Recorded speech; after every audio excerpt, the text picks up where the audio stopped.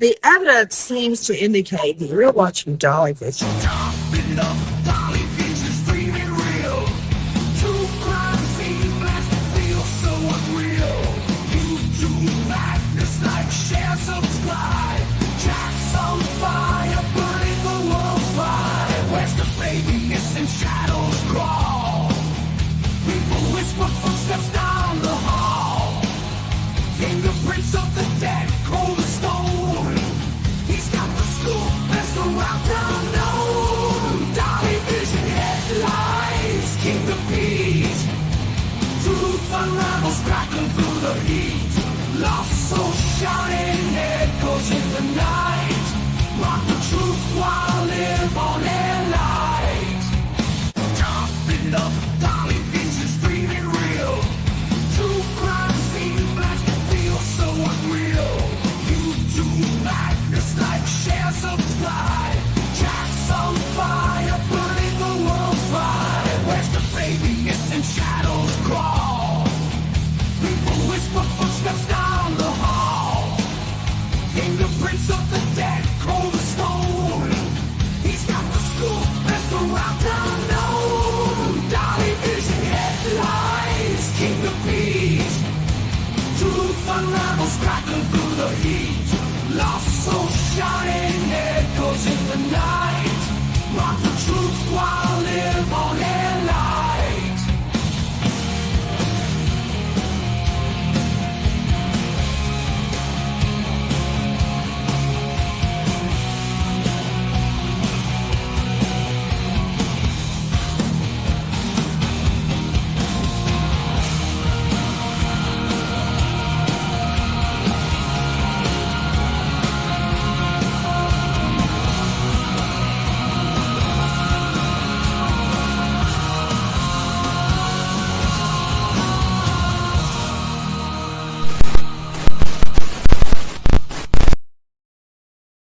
YouTube, where's the baby? Well, babies, 2 children missing out of Nova Scotia, Canada. Jack and Lily, 4 and 6 years old.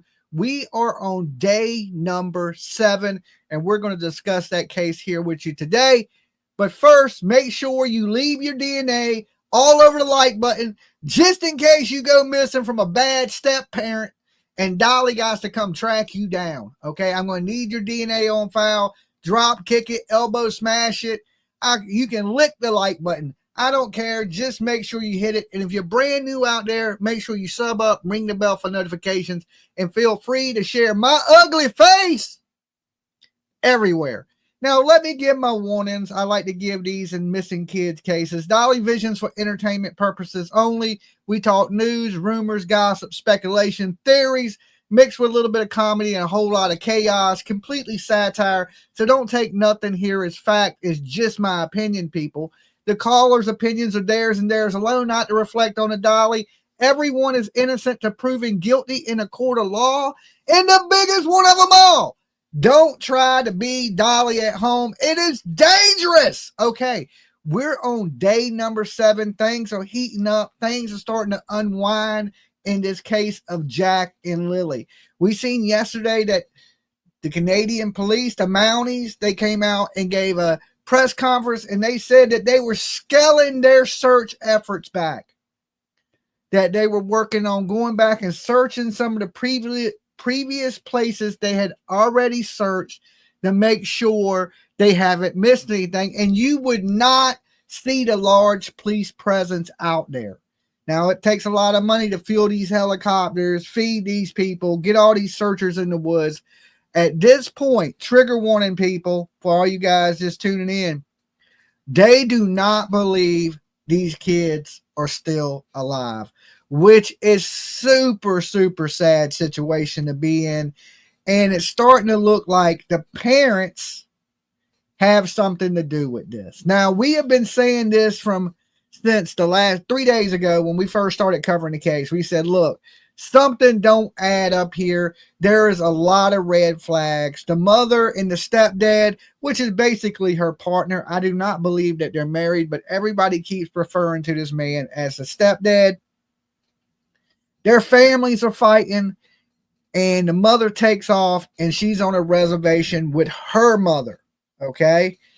So on this property lives him, her, his mother, and his brother. And we went over pictures last night. Common law in Canada. Common law. Okay, we'll go with stepdad then. We'll go with calling him stepdad. Dolly, I live in this community and it's so heartbreaking here. Little Miss Priss. Okay. All right. We had some people call in last night that was from the area also.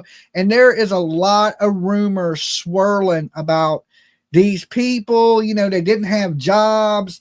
They apparently, a lot of people are saying they may have been drug users. I don't know. I wasn't there. I didn't look inside.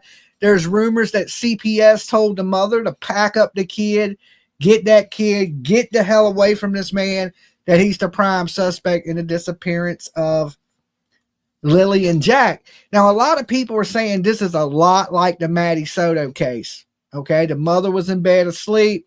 She wakes up and her children's missing. Like Maddie Soto was, you know, allegedly essayed, murdered, and dumped by Stephen Stearns, which goes on trial this September in Florida, right? He will be on trial for the murder, faces the death penalty. Now, I don't know if Canada has the death penalty. Can anybody in here that's from Canada tell me if Canada has the death penalty? A lot of people are thinking that these two people are going to flip on each other. Some people are suggesting that the mother may be scared of the stepdad. Now, this happens a lot in abusive relationships where women are beat on by men. Okay, it happens. You got to get with a good man. That's the most important thing. And she may be scared of him. Apparently, the family knew something was up because they're out there fighting with that family. And allegedly, they're blaming the stepdad and his family for the disappearance of Jack and Lily, which police do not believe at this point are alive. Now, there was some, they did find a small boot print, but they're not positive if this boot print belonged to these kids or not, but they found no signs of these kids, and they searched so much area. And as they searched these areas, thank you, Stacy, for being a member for 38 months. They were wrapping ribbons around the tree so they could do grid searches, GPS grid searches. So they searched every inch of these woods and how far these kids could have possibly made it in the amount of time that they were gone, and nothing. I'm talking horses, people, hundreds of searchers, dogs. But we learned yesterday that they did not use any cadaver dogs in this case yet. And as the police in Canada say they're scaling back the investigation, they may be bringing in cadaver dogs. Now, I said this from the beginning. Hey, do you need to get those cadaver dogs, get those in those vehicles and see if they hit on anything. Now, they're saying yesterday that the police brought in the stepdad for over a 4-hour interrogation. As of right now, he has not confessed to any crimes. Okay. From my understanding, the mother is still in contact with the police, speaking with the police, but I don't know if she's been brought in to be interrogated or not. As we took looks at pictures of this home, it didn't look like the best environment for a child. Now, give me a second, just in case you ain't seen this. I'm going to pull this up. Thank you guys for joining. So you can get a good look at the compound that this family lived on. And a lot of people, you know, I can understand that they're poor, they're not working. Some people said he worked at the mill. That's how come they had all this wood that they had. And other people were saying they're not working at all. So I don't know the situation, if they're working or if they're not working. But the stepdad said he was running through water that was waist high. He's out there screaming to the top of his lungs, trying to find these children. And he just can't run out into the woods because the searchers are so far away. Well, what stops him from searching somewhere else? And he's being a little over dramatic, I would say. Cable, thank you so much. Thank you, Dolly. Thank you for being here with me this morning. Well, this afternoon. It's 1:24. Morning time for me. Dolly slept in this morning a little bit because I was up late with you guys covering this case last night. dang, look at that house. It is a double wide trailer on a private road.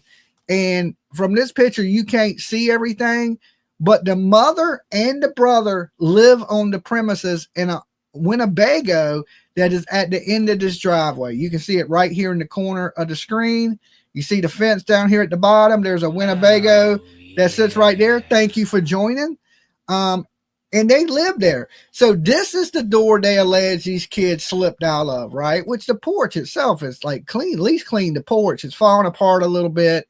And just because you poured don't mean you got to be dirty and nasty. You can pick up and clean up after yourself. Just because the house is not the best don't mean there has to be stuff everywhere. There's a dirty mattress on the ground. You know, so many red flags, says Moonlight, and she's been a member for 17 months. I agree. And one of the biggest ones for me is how they talk about the children in past tense, and they already try to build an alibi that these children were abducted. Now, as you see this house, thank you for joining. This house sits off a private road, okay? It's not right up on the street. It's in the middle of nowhere. So it kind of reminds me of the Don and Candace Wells situation. If you didn't know where it was at, you probably wouldn't even see it. You drive right past it, never even notice it. So great to see you, Dolly. I hope you are doing fine. I see there is a new case with children. Looks bad. I jump on a Dolly train and listen. Thank you for jumping on the train. All aboard. Buckle up. It could get bumpy, especially in these missing kid cases. And, you know, I'm not here just to blame the family, right? When these kids go missing, I usually feel sorry for the families of missing kids, unless there's some strange circumstances which make me think that the family had something to do with this. Now, the mother, okay? Now, a lot of people get mad at me, especially when I talk about mothers of missing kids.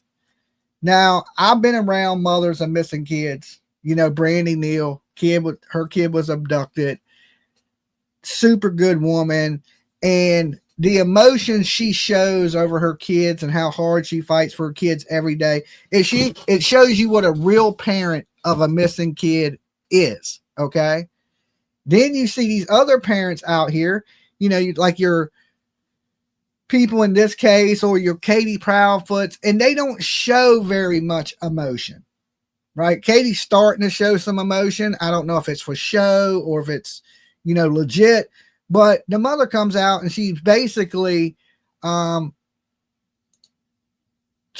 goofy Uber customer. Okay, thank you. That's a weird screen name, but thank you for being here with us. They don't show very much emotion. And to me, that is a huge red flag. My daughter's 25. I would show more emotion than the mother in this case if my Chihuahua or the French Bulldog Wrangler went missing. Okay, I would panic. I would show more concern than they seeming to concern. Another huge red flag to me. Yeah. Thank you for joining. Is the fact that the stepdad fake cries. Now, out of all the interviews I've seen him do, he's done a few of them. He always clenches his face and goes like this, and then when he moves his hands, there's no tears. There's absolutely no tears. Now, usually if you're going to grab your eyes as a man, you know, most men don't get on TV and cry as it is. It's a man thing. But you would wipe your eyes. You know what I'm saying? Like if a tear was running down your face, you would wipe your face. You wouldn't clench your eyes like you're trying to jam a fingernail in there to make yourself cry. It looks so forced to me. Now, I do not believe these kids went missing Friday. They were reported missing at 10 a.m. Friday. And I believe, you know, the little girl was not in school. The mother believes that these children are on the autism spectrum, but have not been diagnosed with autism. Like number 164, anyone else? Okay, we got 900 people in the room, and we only have 164 likes. I'm going to chop you in the neck, right? Take a second, real fast, guys. Let's get these likes up today. This is real important because this is what helps in the algorithm. This is what helps other people see this case, hear about these children, and be, you know, interested in it so other YouTubers continue to talk about it. And it builds a lot of momentum, which helps bring awareness to these cases. I'm going to need you guys to like the video. So take 1 second, like it. And then once you do, I want you to shout out in the chat room where you're watching from. Okay. I want to see how many Canadians we got in the day, people from Nova Scotia, all that good stuff. So definitely like the video. I'm looking at you right now. We're at 298. Let's see if we can get to a good 900 real fast. We got 930 in the room. We should be able to easily reach that. And remember, guys, it don't cost you a cent. We got some Nova Scotia right here to like the video. It's absolutely free. It's a nice thing to do. It's kind of like ringing the doorbell if you came into somebody's house. Hey, Dolly, I'm here. I'm with you. I'm watching. I support what you're doing. Okay. This is how we know if you guys are interested in the topics that we are bringing. You know, if we look at the likes and there's 500 likes, we're like, well, they're not very interested in the topic. Maybe we shouldn't talk about it. Right. Okay. Little Miss Priss is right there in the county with them. And I know there's a lot of rumors swirling around this family and their activity, but I believe most of the internet across the board, no matter what channel you watch on this, are suspect of the parents. They believe there is foul play. Oh, yeah. Thank you for joining.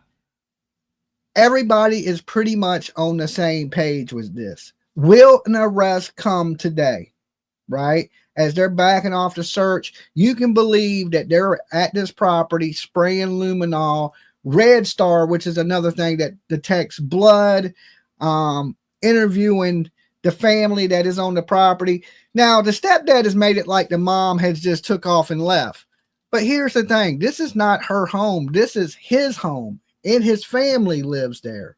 So, of course, she was the one that was going to have to get up and leave because I don't know. But here's my theory. Let me give this theory out real quick. Pat PGN, thank you so much for jumping on the Dolly train with us this morning. Well, this afternoon. These kids did not go missing on Friday. They're saying that Lily didn't go to school because she had a cough. Okay, she had a cough, so they didn't send her to school. But they didn't get up Friday morning to check on them, right? There's conflicting statements. There was a dispatch report that came out on Plunder, okay, which I call Carfluffle now, the Carfluffle channel, that said that the kids were checked on at 8 o'clock in the morning. And then later on, it comes out that they wasn't checked on. Okay, then it was they missed 1 day from school. Then it was 2 days from school. And then it was they didn't go to school all week. So a lot of inconsistencies in what's going on surrounding these kids. And if you look, the biggest thing about this, if they slipped out this back door, the backyard is completely fenced in. There's a chain link fence that runs down the front of it. And there is a wooden fence that runs down the back of it. And then there's a big chicken coop and a barn. Okay. So not only did they get out the door, they were playing in this yard that sits right in front of his mother and his brother. Okay. Did the mother and brother have something to do with this? Now, I heard that the mother and brother have taken off. They're gone. Now, I don't know how true that is because there's a lot of rumors that are swirling around the internet that the mother and brother have left the premises, that the stepdad is still there. No toys, no swing set, nothing for kids. No, there's stuff for kids. If you look right here, there's a little picnic table and little toy shovels. There's a little slide right here. They had a little area for the kids. Now, I don't know what went wrong. There's videos of birthday parties where they look like a happy family. Okay, we seen that with little Lily screaming to the top of her lungs. Now, we know kids in general can be a handful. Any parent out here knows it takes a lot to raise your own kids, right? But did this man accept these children as his own? Because his child is not missing. Okay, the 16, 18-month-old child is not missing that belongs to him. The mother has that child in her custody because rumors are that CPS told her if she didn't leave the home and take the child, they were going to take that child into custody. So she packed up, grabbed her kid, and she left. So, it's awful funny that the kids that don't belong to him are gone. And the way he describes the kids, like, how did he know what they were wearing? He was wearing a pull-up. He was wearing the purple boots. Lily had on the backpack that was white, but it may be brown because they're in the woods. They'll go with strangers. So he was building an alibi for himself the whole time. I honestly believe these kids went missing around Wednesday. And when the school called to ask why Lily wasn't there, they started to panic and they said, okay, we need to report this. And they had a couple of days to come up with their story. If you listen to their story, it sounds rehearsed. Okay. It sounds rehearsed. They tell the same story. They go into they'll talk to anybody. They'll run off with anybody. Both parents said that. Right now, that's a little weird because as a parents, we know one of the first things we teach our children, and this is here in the States, but I'm sure it's a global thing. Stranger danger. Do not talk to strangers. Don't get near them. And this don't seem to be the case in this story. Now I'm going to pull up a little bit of some news from this. And I want to show you some inconsistencies in the stuff that is being said. Okay. Nova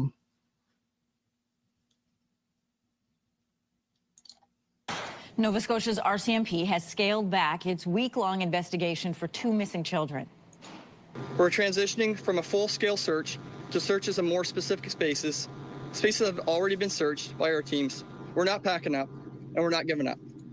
Our investigation is broad, and it won't end until we know where Lily and Jack are and can bring them home. 6-year-old Lily and 4-year-old Jack Sullivan were reported missing on Friday, May 2nd. The children's mother and stepfather believe the two either wandered from their home in Lansdowne Station in Nova Scotia. Helicopters, drones, and tracking dogs have been used in the search, but no signs of the children have been found. So to explain more about this ongoing investigation, I'm joined this morning by Chris Lewis. He's CTV's public safety analyst and former OPP commissioner. Good morning to you. Good morning, Anne-Marie. Investigation and this mystery around what happened to these 2 young children. Yesterday, the RCMP announcing they've scaled back their search. They said they're going to be circling back on areas that have been looked at before. So what does that tell you, this move signal at this stage of the investigation? Well, yeah, thanks for having me, Anne-Marie. There's a couple of things at play here. Either the police know more than we do, which is quite likely, particularly from an investigative perspective. Things they're not saying. It was very, very clear yesterday in the press conference that the staff sergeant in charge of the investigative side of this said just things he couldn't say. At the same time, it's very, very intense and very thick area that they're searching, very difficult to traverse, even for trained adults, let alone children. So they've obviously made the decision that they don't believe the kids have got further than their perimeter, the area they've already searched. So they want to go back and research it. And he also specifically said there's areas that they want to revisit. Mm-hmm. So why is that? It's disturbing to me that they think the children may not be alive, but the RCMP are really good at this, big searches and investigations, and so they know something we don't, and we have to trust them that hopefully these kids will be found alive, and if possible, they will do so. Is it possible one of the areas they're going to go back and research is the children's home and the property surrounding? It could well be. It could be specific areas. Yes, absolutely is what they're doing. Water, culverts and things like that. I don't know. I'm only guessing here, but they're pretty careful to how they worded it. 512 likes. Hit that like, guys. From an investigative perspective, they know something we don't, which is almost always the case. But the investigation, the search always happen in parallel. Mm-hmm. But in this case, it appears that it seems to be narrowing down to a point that we're going to know something soon. And fingers crossed, it's good news. But they're not holding out a whole pile of hope at this point, unfortunately. It's interesting that your experience and instinct tell you that they're narrowing in on something soon. One thing else that stood out was that major crimes is still part of this investigation. They were at that press conference. Yes, I do too, on Emma. Wednesday. What does that say that this is a search and rescue / search recovery, but also that major crimes is involved? Well, major crimes would always be involved with missing children because either they're lost, which is certainly what they've been hoping to be the case, and then find them alive, or they've met with foul play in some way. And there's couple of different avenues that could go, either a stranger abduction or someone that is known to them. And so a major crime would always be following that up until they really have proof one way or another as to what's happened to these kids. So that's not uncommon at all. During that press conference yesterday, police said that the likelihood of the children being alive was very low. That stood out to me, and you mentioned it as well. When one officer was asked at how they arrived at that conclusion, he only offered scientific methods. What does that mean? Well, based on probabilities, previous searches, a lot of data that's been gathered over the years, and just experience of these searchers and the search masters, they made a determination that they don't think these kids could have got out of where they are. So that being the case, and have the fact that foul play then, and some weather issues, although the weather's not all that bad, they've determined there's no way that they could be alive in their view, which is very sad. But at the same time, I've seen searches where adults have been missing for weeks in similar weather and found alive. So you can never say never, and the fact that they're leaning that way causes me even more concern. One last question for you. The parents say they believe the children were abducted. Police say they don't have any evidence to suggest that. So then what options are left? Well, why are the parents saying that? It would be the first question from the investigators. What makes you believe that? Because if they are, then the police want to know that. The stepfather said very clearly he's been offered he offered to have polygraphs, and he's given them everything. So there's quite an investigation going on around the family. I'm not suggesting there's anything untoward there, but police are obviously following that part of it very closely, and hopefully they'll come up with something soon. This is just a tragedy extraordinaire. Heartbreak for the family and the community and everyone involved. Chris Lewis, CTV's public safety analyst and former OPP commissioner. Thank you for your time and your expertise this morning. Thank you. Okay, so we see they're scaling the investigation back. They say the likelihood of the children being alive is very low. They do not believe these kids could have got out of that perimeter. So that means these kids are not in that perimeter. That means something else has clearly happened to these children. Now, there was only 2 people or 4 people allegedly there, which would have been the stepdad, the mother, the stepdad's mother's mother. Did I say that right? The stepdad's mother was there and his brother. Now, when they go out that back door, like we said, they would be right in front. Let me show you a full-scale picture of this house so you can understand it, just in case you don't know. If they were to go out of this house, they would be right in front of the mother and brother's Winnebago. Okay, as you can see, it's right here. Let's blow this up. So if they would have came out this back door like they're alleging, you would think the kids would go play on the little picnic table. They would go play on their little slide. They may go over here to the chicken coop. I don't know if they have chickens in it, but it looks a little dangerous. Okay, you need a tetanus shot just to walk around this place. But then you got the shed that the kids would probably go play in. But the whole time, you got the mother and the brother, and they don't see the kids. The father is on house arrest. I don't know if that is quite true. I'm sure they're telling the father not to go anywhere. The stepdad, he's not the father. Really reminds me of the Wells property. Even the Wells property wasn't like this. I mean, they had sheds, but their sheds were in better shape. They didn't have old chicken coops, and they did have a school bus, what does kind of remind me of the Winnebago. The Wells had a lot of junk vehicles. This, to me, this is no way these kids were out here playing at 10 o'clock, right? They never got up to check on them. They never got to get up to cook breakfast. Did they check on the 16-month-old? You know, babies cry, right? And usually when kids wake up, the first thing they do is run in and wake up their mom and dad. Okay, Mom, Dad, I'm hungry. You know, or Jack's being crazy, or Lily hit me. You know, they're always something with kids, right? They're always waking you up, or if they get up before you. But it was 10 o'clock that these kids never had breakfast. They were never checked on, and they just vanish. To me, huge, huge red flags. And of course, the police are saying they set up a perimeter these kids at that age could not have made it out of. So that means that perimeter goes out for miles, and they didn't search this by horseback, helicopter, ground searches, searching the water. Drones were out immediately within the hours. Okay. And we don't know exactly what time they went missing, right? We don't know exactly what time. The parents, or even if they're telling the truth, they are guessing what time they went missing. But I find it funny that these kids didn't go to school. Lily didn't show up for school. She had this magical cough and was sick, and then she just vanishes. Now, if the baby daddy, the stepdaddy, has something to do with this, I believe the mother knows and she's covering for him.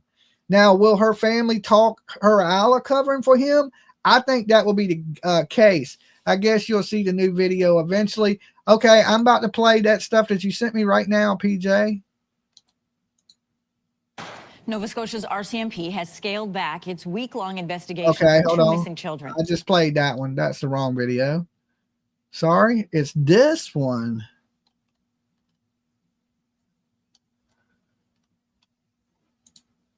So many questions still around both this investigation and this mystery around what happened to these two young children.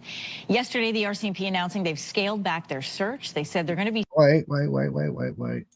I thought I played both of those.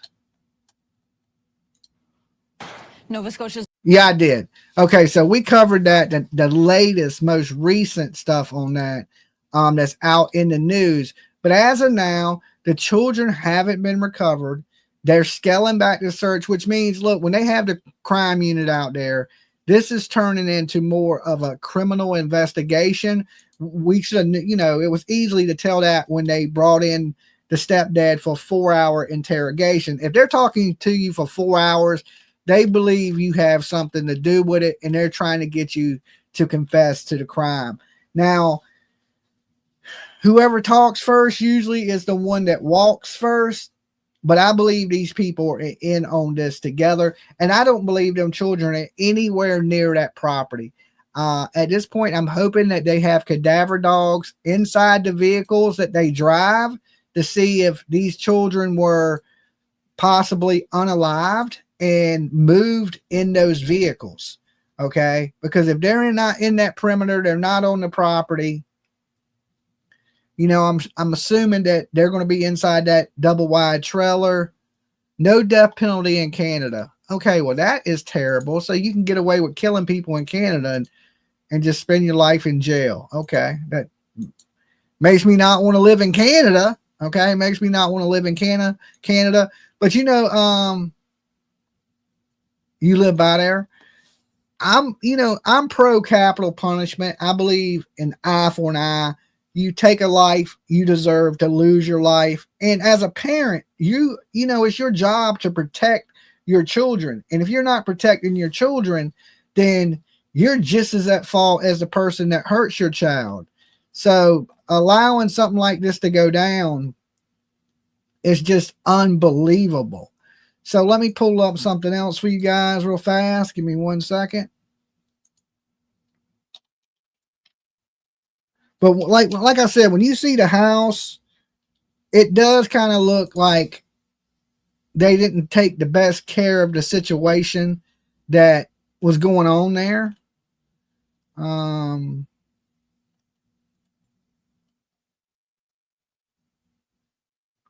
let's go over a little bit of his interview. We were searching. We covered everywhere possible. Even in the first day, we did. Even with me running through the woods, I was ahead of the helicopters and ahead of the drones and stuff like that. Screaming as loud as I can, and just until my throat hurt. Running through water that was up to my waist. And as soon as I got back, I wasn't allowed back in the woods until a man dressed in military outfit said I could go back into the woods. 4 days into the the fake, they cut away from it, but the fake tears, right, to me is just like crazy. Now, people have been saying that he has been cooperative, in the search efforts and the speaking with the police, but I don't know, guys. I just don't trust it. I think he was building an alibi, and it reminds me of the Chris Watts situation where Chris Watts was willing to talk to the media, and say, oh, I don't know what happened to my wife. And, his wife and kids were in a oil drum. It kind of reminds me of this. If you get out, if you don't do nothing, people are going to blame you, right? But if you get out there, usually people will feel sorry for you. And, you know, oh my God, this poor stepdad, he's going through this. He's missing his kids, and they won't suspect you.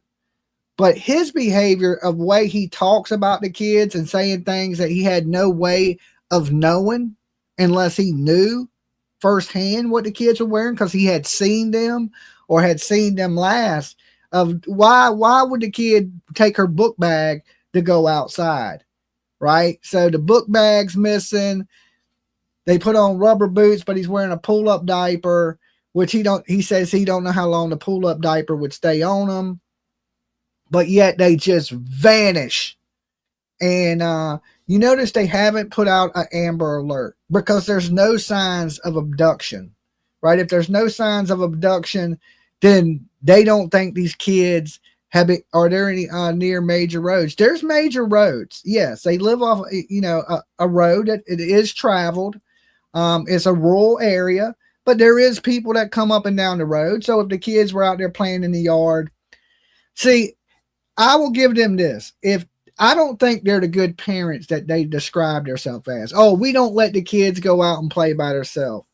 I don't believe that. I believe these kids, if they knew how to open that door, because he said in one of the interviews, oh, I always had to tell her to shut the door.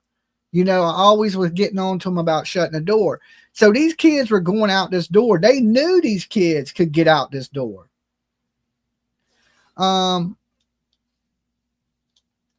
Okay, let me send you a Google link for the exact address. Okay, PJ, go ahead, send that over to me.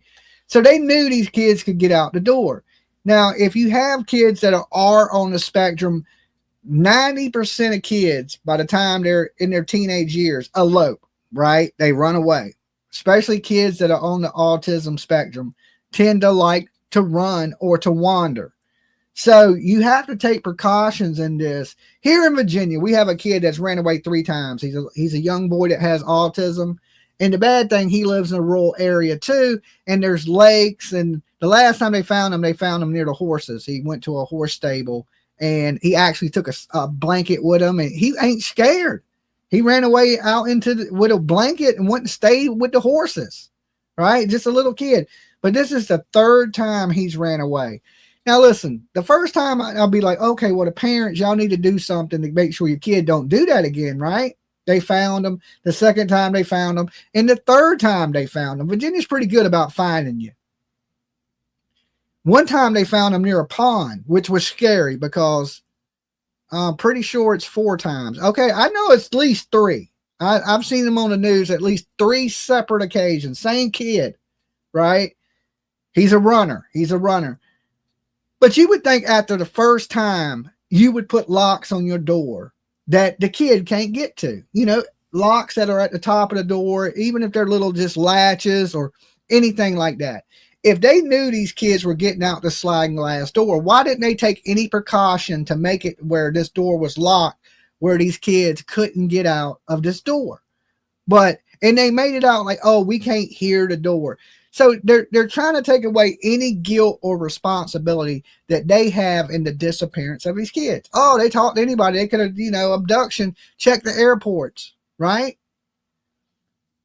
Would your first thought be somebody kidnapped the kids or the kids wandered off? I think my first thing would be, oh, they're out exploring, out running around, they're out being kids. They could have chased a rabbit into the woods. I wouldn't think instantly when I lived in the middle of nowhere that somebody came up and kidnapped my kids. I just wouldn't. So it seems like, and then she said something real similar to Katie. I knew something was wrong and I called the police instantly. That is a red flag to me also, right? You didn't check, you didn't look, like you knew something was wrong, but you slept all day. So all of a sudden, you're the most loving, caring parent in the world. But you wasn't when it was 10 o'clock. You didn't get up and cook breakfast. You didn't get up and change the pull-up diaper that Jack was wearing, okay? You didn't do any of these things. But all of a sudden, you want me to believe you are the best parent in the world. And I just don't buy that. I would say by the end of this week, we will see an arrest in this case. and they're going to, these people are going to talk. This ain't like the Sebastian Rogers case. This ain't like the Summer Wells case. This ain't nothing like that. There's too much turmoil and everybody going at each other right now, and somebody's going to talk. There's a backstory to this that we don't know about. Is it, a lot of people are saying there was drugs in the house, but if there was drugs in the house, they would be arrested already for those drugs. Okay.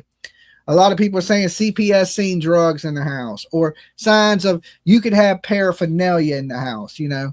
I'm sure on certain drugs, Canada's a little lenient on some of them, but not the hard drugs, because a lot of people seem to, the bus driver said Lily was on the bus Monday, allegedly.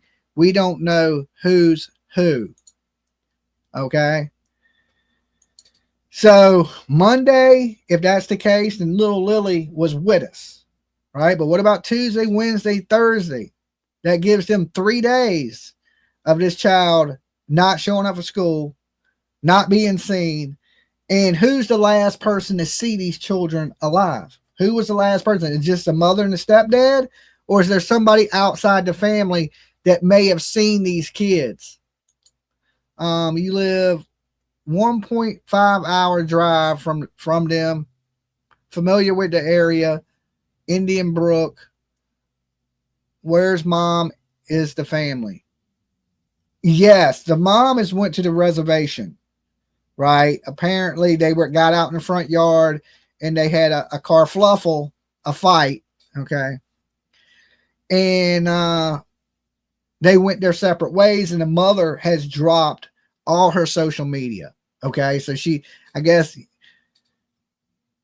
instantly people were probably contacting her, calling her a murderer. I don't know, but she's deleted all her social media accounts. She's went, basically dark is what we call it. When you delete everybody, there's no way to contact you. She's went dark.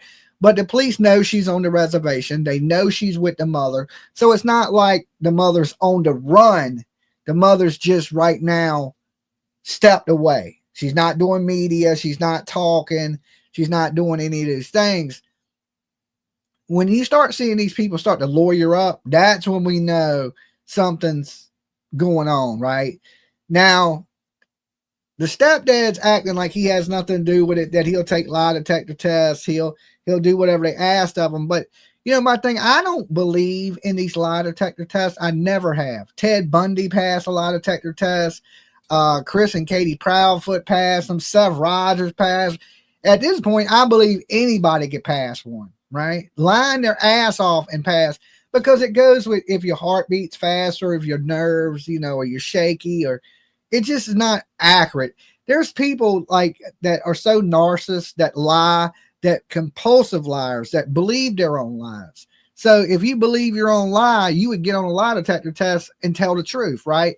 That's how some people can look you right in the face without blinking and tell you the biggest, boldest face lie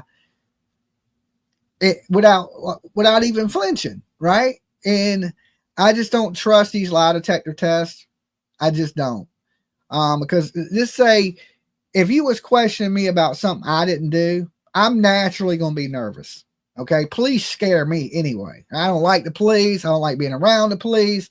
It's going to make me a little naturally nervous and scared. So I'd probably go in there and fail a lie detector test, telling absolutely 100% of the truth. Right. So, let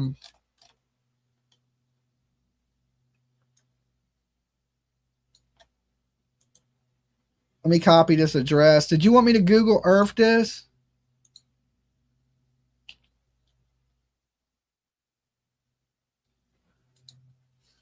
All right, give me 1 second. Let's pull this up on Google.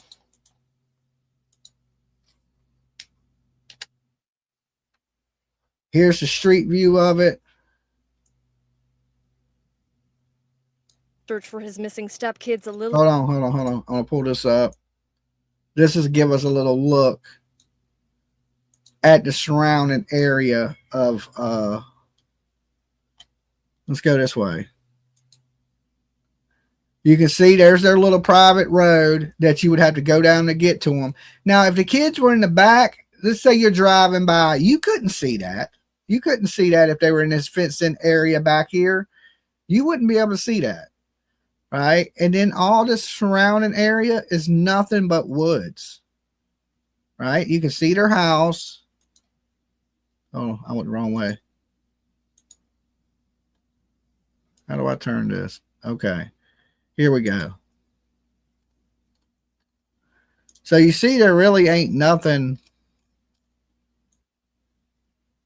Here we go. Let's see how far away there's the nearest intersection is.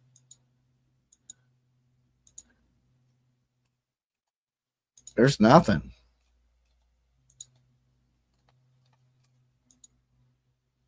There's really nothing around them.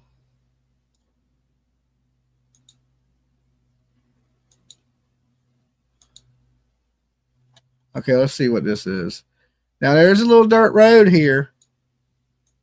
Right? And we know that they had like cabins in the woods that they would hike to. Let's see if we can see anything back there. This just looks like, you know, a trail that maybe hunters or somebody would use, like a little pull off into the woods.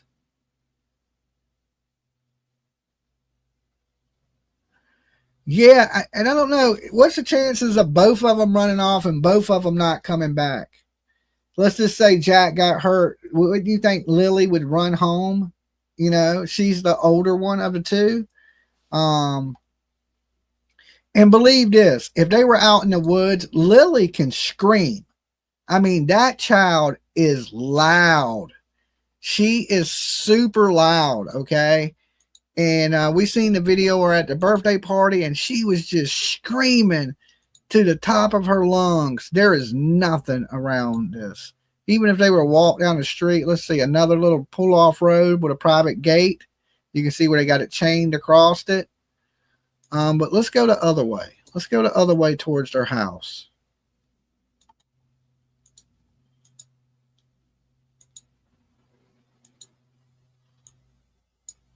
So there's really nothing but woods for like miles around them. Okay, there's that little pull off.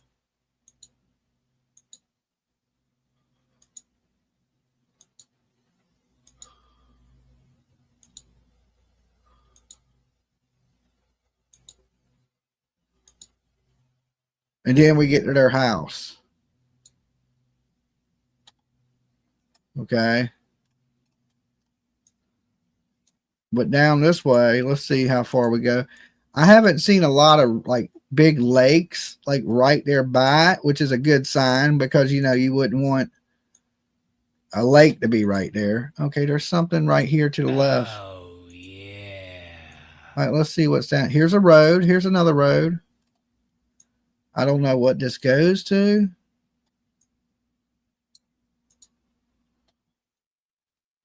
Okay, but there is another road right there that goes off into the abyss. I mean, it don't look like nothing close by them. They didn't have any direct neighbors whatsoever.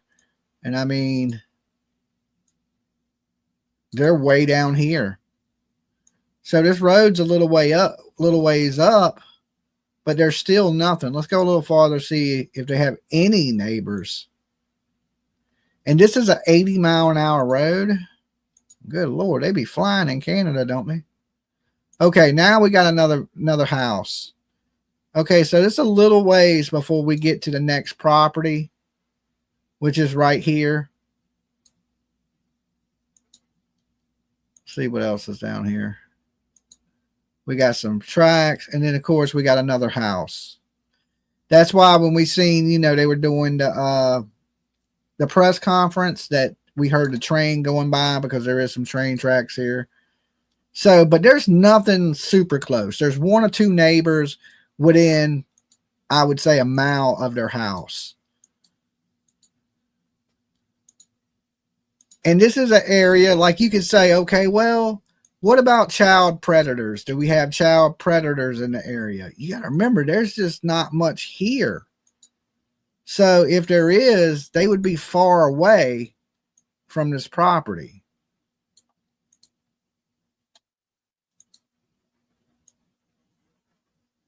All right, let's see if we can get a little back there a little ways.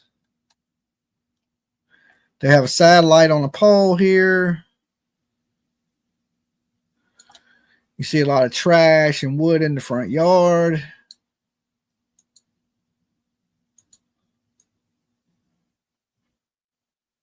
Okay. All right. So what I'm going to do is I'm going to open up the phone lines. I want to hear from you people. Do you think arrest of the parents is coming this week in this case? Because I believe they suspect the parents. And give me 1 second. Let me pull up the call-in number. I'll put it on the screen for you guys. Especially if you're in this area and you're hearing rumors or news about this case, definitely call in. Let us know. Give me 1 second. It'll only take me a second to open the phone lines. Okay, phone lines are now open. The call-in number is on the screen. Now, if you're hearing crazy rumors, definitely call in, let us know, but definitely let people know it's a rumor or, a theory. Oh, yeah. Welcome. We're getting really close to hitting 63,000 subscribers, guys. So if you're out there watching and you're not subbed up yet to the channel, sub up. Help us hit 63,000. I can't do it alone. I got to have you. Each and every one of you guys matter. And then when these cases come about, it's quicker to spread awareness. Dolly. Hi. I was just calling to say my comment. I'm just wondering why the mother is not looking for her children. Yeah, I mean, that's a big red flag to me. I would think if my child was missing, I'd be out there looking. I wouldn't take off, but I can understand that she's fighting with the boyfriend and she has to get away from him, but I would still be out searching. I'd be out there like in a heartbeat. I wouldn't care, I just wanted to say that, but hopefully they find them alive. God love them. And maybe different circumstances why she's not looking, but I just don't understand. I mean, I have a child and I'd be out there, day and night, and I wouldn't care what happened, Yeah. I absolutely. I just wanted to voice my opinion.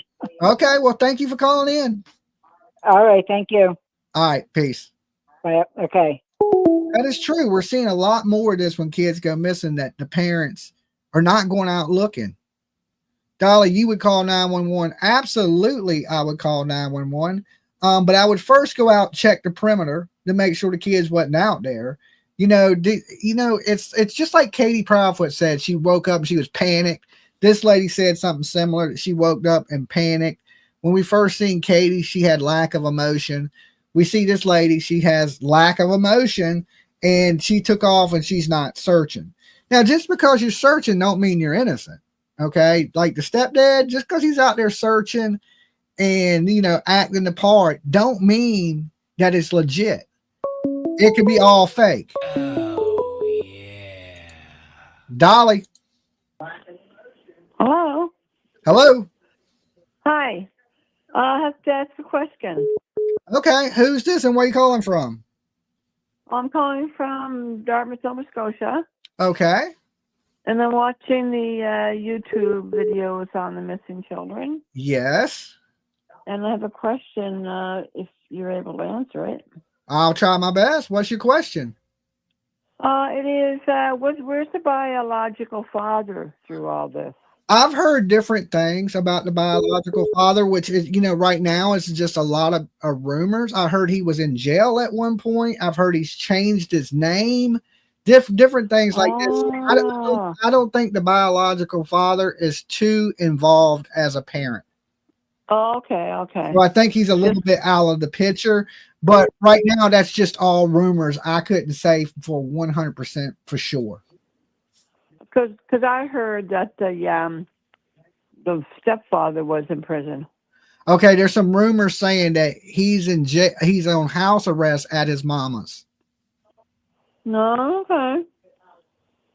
He's been MIA for the last 4 years. He's been missing in action for the last 4 years. Oh, okay, so he's anyway, there's all kinds of things, right? So have you been hearing any rumors going around Nova Scotia about what the locals think happened? No, because I'm in Herring Cove.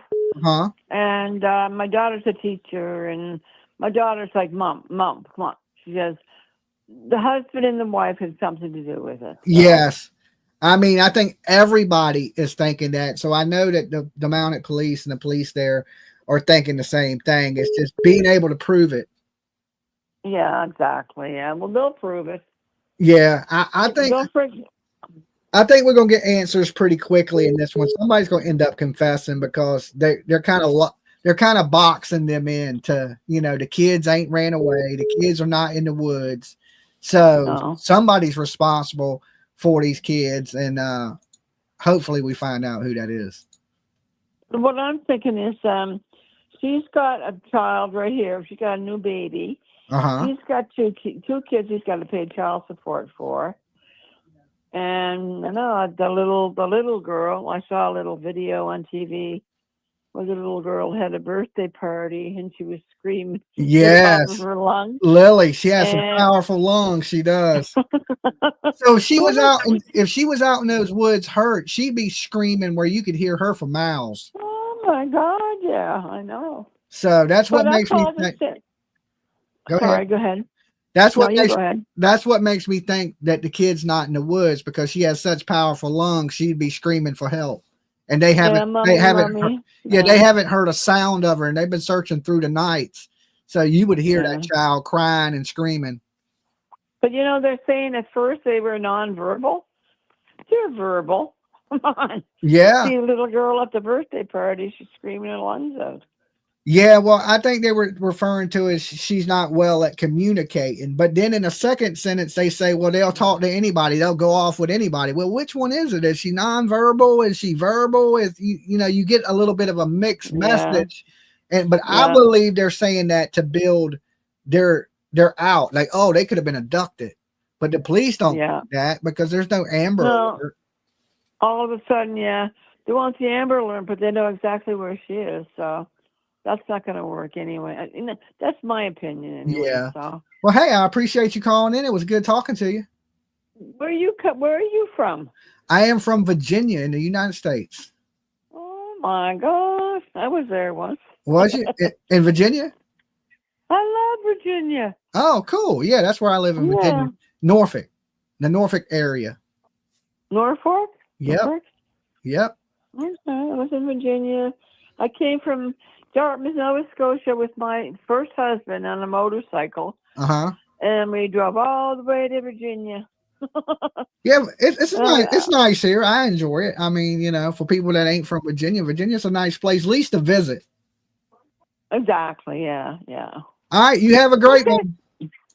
Peace. You too, darling. You take care.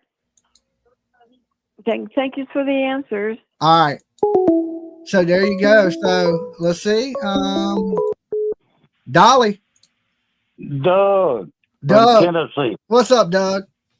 Man, this world's going crazy, dude. I mean, I know it's these parents that are not, either they don't care enough about to check on their kids or what it may be, but a lot of kids are going missing, and the parents are acting like, I don't know, like Scooby Doo. Duh. That's what they say. Duh. I don't know what. I mean, what do you think is going to happen to your kids if you don't check on them? The same things happen to Hollies in Tennessee. I mean, yeah, just like Tennessee, people not going in, just like Katie and Chris. Like Katie said, she heard that thud. She never went to check on them. This woman gets up and don't go check on her kids. She lays back down and goes back to sleep, allegedly. And it's 10 o'clock. These kids ain't had breakfast. Their diapers ain't been changed. Her kids have special needs, but she don't check on them. You would think if you had a kid with special needs, Doug, that you would check on that child more. All right. Now, you see where they live. Yeah. Now, up in Canada, all these wild animals out here in the boondocks, and you let your children out to play by themselves. I mean, what do they got? Moose? I mean, what is a moose going to get you? Bear right now are bad. Yeah, but bears usually don't snatch kids. Yeah, they will, because they're. I mean, they will, but they don't. It don't usually happen. Or they don't snatch two kids because one kid would run.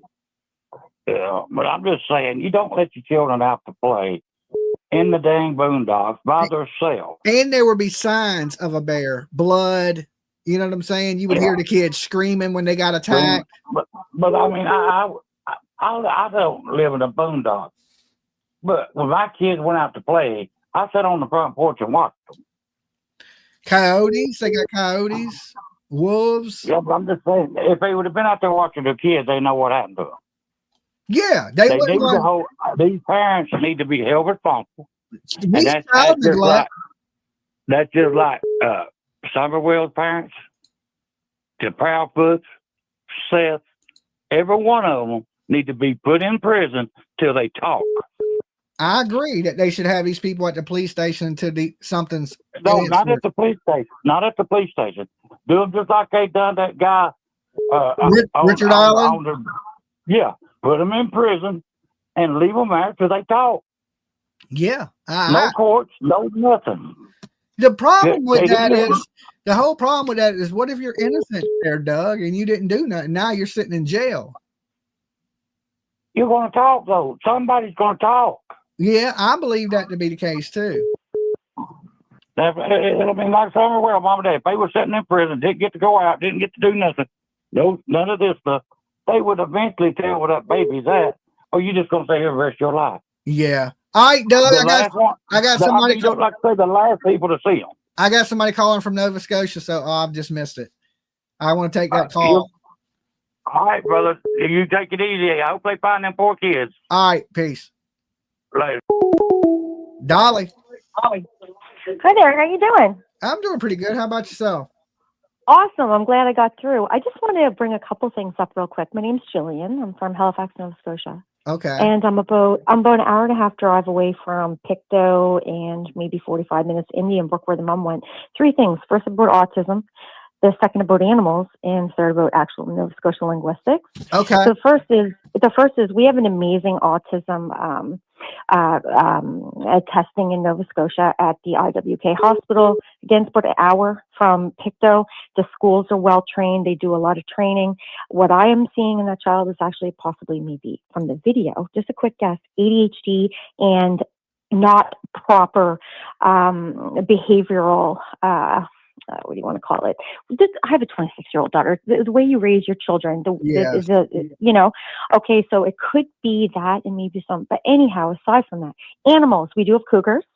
We do have coyotes, typically chasing cyclists, and we do have black bears. They tend to stay away from properties, especially where there's a lot of noise, Yeah. And then the third thing was the linguistics, the language. First of all, I'm from Canada, and I don't sound like a hick. You know what I'm saying? I'm from Halifax. I'm from Halifax. Do Canadians usually sound country? I only knew one Canadian. No. I have one Canadian friend. His name was Mike, and he said "a" lot, like everything. How you doing, A? You know what I'm saying? Well, yeah, you get that like Newfoundland, and you get that OS in Alberta. A lot of the other provinces, in Halifax, I find, like, my dad's from Newfoundland, but I'm from Halifax, and people in Halifax sound way more like Americans than you can imagine. The bigger cities, especially Toronto. So it's kind of when you get out. It's kind of when you get out of the cities is where you're kind of seeing that. Like, I don't know, I have a bit of an accent, but I certainly don't sound like out there. So I was just wanting to mention that because I see a lot of comments about, oh my God, Canadians sound like this and that. What you see right there reminds me of somebody you'd see like in the Appalachian Mountains, okay, out in the U.S. That guy. Like, that's pretty country right there. When you get into Appalachian. Yeah. And that's not really typical. They're only an hour and some away from my home. But the stories don't match. He's very suspicious, typically like Chris Watts. That story where he really liked being in front of that camera. Yeah. I'm seeing that with this fella. And I think they're both involved. They were both in that home. I think it's got more to do with the mother, and he may have helped her clean up. He's already got children. He's got a good relationship with the mother and those children. He's already raised other kids. But I think they're involved, and I think it was her. I think she snapped. I think I could be wrong. One kid's seen it. What do we do now when one kid sees it and we got to hide it? Well, maybe they do something with both kids. Do you think they went missing that Friday, or do you think they went missing before Friday? I think they went missing any time since the last time they were known to be seen. That's what I believe too. I absolutely do not believe it was the day that they called. I think if they'd done something, they put them kids in a vehicle and they went way out of that search radius. Yeah, I agree. And that's why they're not seeing them. That's why the dogs are not hitting on them. No, they took them away from there. Well, I mean, scent dogs will hit on, what do you call them? Cadaver dogs? Search dogs.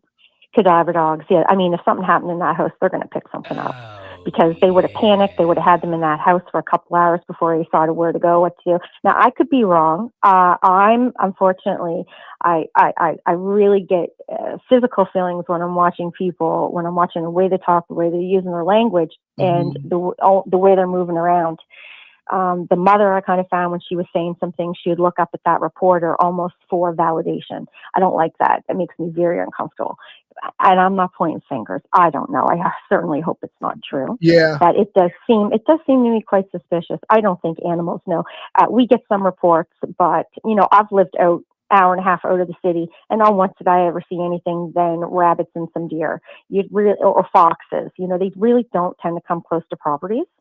So, the animal thing, no, the abduction is ridiculous for that area. Well, ridiculous. I live in the city and I got off the interstate to come to my house. And when I got off the interstate, there's a damn coyote running down the road.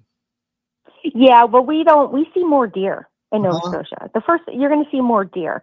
You'll see moose when you go way out. You got to way out to see moose. And those kids, I really don't think we're talking about coyotes. I know there's a lot of moose in Canada. There's a guy on YouTube. Yeah. He goes by the name of Side Neck. Have you ever heard of him? Yeah. No, I haven't, but we do. My dad used to hunt moose. So I'm very familiar with moose. You got to stay back from them. He was driving back from a club in Canada and he ran into a moose and the moose flew through his windshield. Oh yeah. And they'll kill it. He was okay, but then as the moose was in his windshield, the moose kicked him in the face and broke his neck. So his neck is sideways. That's why they call him Side Neck. But the moose went through the windshield and then kicked him in the face. Yeah. Oh, yeah. Because the car won't immediately kill them. If you've got to see someone standing next to like a bull, like a male, they are unbelievably big. They're bigger than horses. They're massive.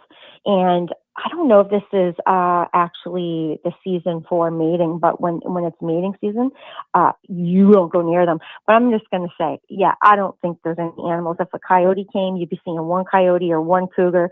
It'd grab one kid, the other kid would be screaming bloody murder. They would have heard that because that whole area would be quiet. You would really hear that from the proximity of where those kids play. I don't think they walked off at all, that terrain. It's not crazy terrain like you see in the U.S. It's not a bunch of hills and, but there is a lot of trees that have fallen from hurricanes that we've had in Nova Scotia. So, no, I think something happened. I think something happened to one kid and the other kid was a witness, unfortunately. Yeah. I could be wrong. I hate to say it, but that's just the feeling. I feel nauseous watching the two of them. All right. Well, anyhow, I appreciate you calling. You have a good one. No, it was awesome getting through. Thanks. You have a great day. All right, keep doing what you're doing, and thank you actually for bringing awareness to it. No All problem. of you guys across the U.S. are doing it. It's nice to see. All right. Take care. All right. Peace. Bye bye. She was nice. Yeah. Like I said, if you never heard of Side Neck, you can look them up on YouTube. The mooses are not no joke. She's right. They're huge. And he tells us the story of, how he wakes up in the hospital, but he was driving down the road one night late and he hit a moose and the moose flew through the windshield. He said he was okay when he hit the moose. He said, but then the moose, was stuck in the windshield and started kicking, and the moose kicked him in the head and broke his neck. And now he's paralyzed, partially paralyzed with his neck. And he moves around, but he does YouTube videos. He's a YouTuber. And that's how I ran across him. And I was like, damn, if I ever go to Canada, I'm going to look out for moose because they're a little more vicious than I thought they were. All right, let me open the phone lines back up. And she's saying cougar, black bear, coyotes. Animals got this kid. Dolly. Hi, how are you? I'm doing pretty good. You calling from Canada? Yes, I am. Awesome. I'm calling from Prince Edward Island. I don't know exactly where that's at. How far are you from where this took place? If I was going to drive to that spot from my house today, it's 2-hour drive. 2-hour drive. Okay. That includes crossing the Confederation Bridge. The Confederation Bridge. So what do you think about this whole situation that's going on with these kids? My honest opinion, First of all, it's not a critter. I'm a naturalist. I'm in the woods all the time. And while we don't have the big game here on Prince Edward Island, I'm from New Brunswick, so I'm well aware of bear and moose and coyotes and all those things. It's not a critter. Yeah, I don't. 100% it's not a critter. I think there'd be some some evidence- drag marks or blood. Yeah. There'd be track marks, drag marks, blood. There would be evidence of some kind of the clothing. Critters don't eat backpacks. Yeah, they definitely don't, or they would rip it up and there'd be of it to be So I've found. been following this from the get-go. I don't know everything. I'm not on the ground. I'm not going to pretend I know everything, but I honestly believe that those children were sold. Sold? I think they were trafficked. Yeah. I think they were trafficked. That is that's a new one that I haven't heard here yet, because we're only 7 days in. But that is a huge problem. When I first started in true crime, I didn't believe kids were being sold. And that was just 3 years ago. And over the 3 years, I've learned so much in true crime that this is not just, it's a global epidemic. It's that a kids worldwide. yeah. And they're being sold. Yeah. It's not new. I didn't think you could just sell a child like that. I would think if you used to walk up to somebody and be like, hey, you want to buy this kid? Somebody would call the police on you. But apparently I would. There's traffickers that are out looking for these kids and approaching people with children to buy their kids. Have you ever been on the dark web? No. I'm a good guy. I don't break too many laws, and me too. I try to be. Me too, but I'm aware of it. I'm aware of it. I'm aware of it. That people, use it for drug dealing and bad activities. So I mean, that ain't nothing I'm involved in. So I try to stay away from that stuff. Yeah, well, I guess just because you're investigating it here, that's why I went there with the dark web question. I don't care either. I wouldn't even consider it. But I'm very aware. I was it's over 50 years ago that I was homeless living on the streets. So yeah, so I've seen a lot of things. This notion that this trafficking is new is not. We're more aware of all these things now because of the internet. Yeah. But I come from a place where we were not treated well as children. So I'm not going to get into my own personal, but I'm quite triggered by all this. I'm convinced the last time they were seen by anybody outside the family was on Monday by a teacher.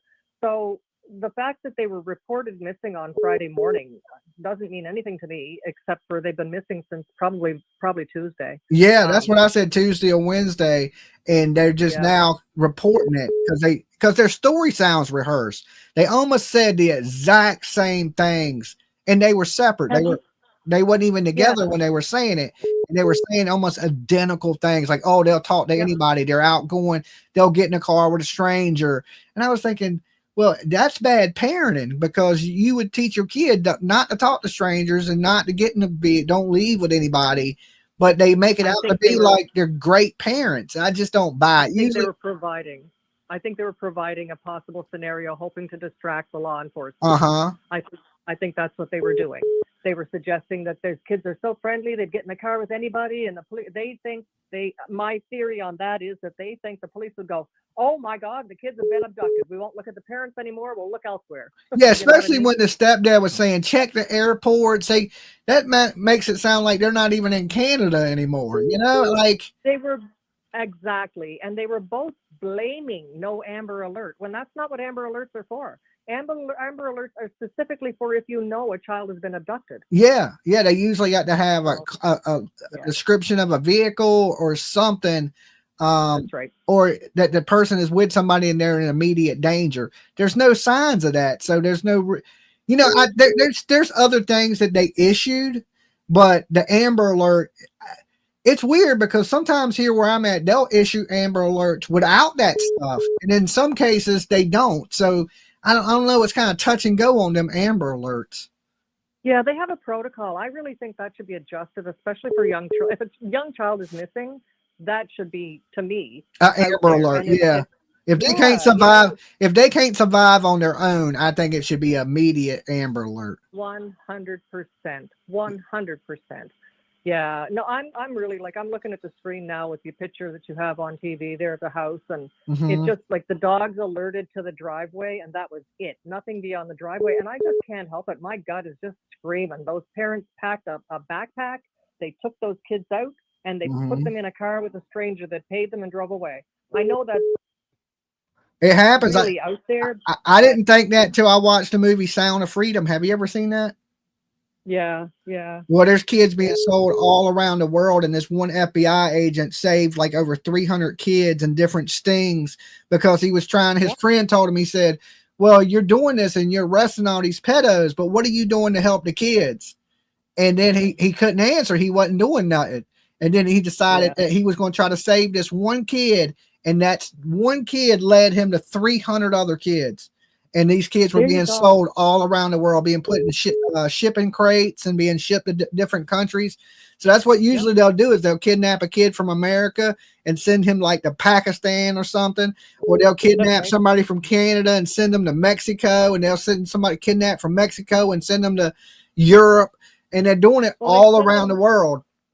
They send them where they don't have the language. Yeah, absolutely. You know what I mean? That's exactly why they send them to a different country, is so they don't have the language to speak, Mm-hmm. to even ask for help, Mhm. right? You know, oh my God.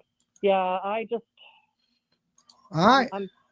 Well, look, hey, All I appreciate you calling it. It was good talking to you. One more thing. I Go got ahead. one more thing for you. I heard you say about the 80 miles an hour and we drive really fast in Canada. Uh-huh. That's 80 kilometers an hour. Oh, So okay. that's probably closer to, yeah, so that's a lot lower than, it's way less than. Oh, it's probably kilometers. yeah, so 80 kilometers an hour is probably around 50 or 60 miles an hour. Okay, I thought y'all were just flying around 80, hanging out the sunroof. I didn't Well, know. we do, but we don't tell the cops. Okay. All right. I was like, 80? Damn, y'all getting it. All right. Well, look, thank you for doing what you're doing. All right, you be good. Peace. Thank you. All right, so yeah, something's going on with this. Everybody you see that's called in from Canada, Nova Scotia, surrounding areas, they believe the same thing. I got the phone line closed for a second so I could talk. They believe the same thing we're believing here, right? And it don't matter where these kids are from. Every life on this planet matters the same. Okay, there's no kids that are special, more special than any other kids. Jack and Lily, they're just as important as Summer Wells. They're just as important as Cody Bixby. They're just as important as Sebastian Rogers. We need to bring a voice to the missing, right? And that's all the missing. And it's hard to do because there's so many kids that are missing. So what I tend to cover is children that I believe have something has happened to that is foul play. I usually don't cover runaway kids or let's say parental abductions where the dad grabs the kid and didn't go to court, or he didn't bring them home from visitations.